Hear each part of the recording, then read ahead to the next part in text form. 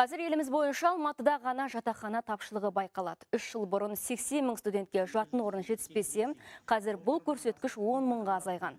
Бұл мәселе алдағы 2 жылда толық шешімін табады деді Алматы тұрғындарымен кездесуінде ғылым және жоғары білім министрі. Соңғы 5 жылдың ішінде Қазақстанда 271 жатақхана ашылған.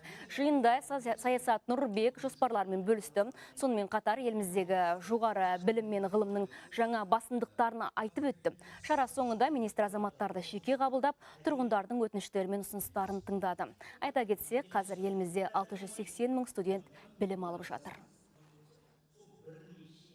Биылғы жылдың тапшылығын қалай жауып отырмыз? Біріншіден, Алматылық университеттер хостелдерді мен жеке меншік қонақ үйлермен келісім шарттардың арқасында 2 жылдың ішінде нақты жоспарымыз бар жабуға. Келесі жылы 4280 төсек орындық жатақхана тапсырылады. Бұл қаланың ортасында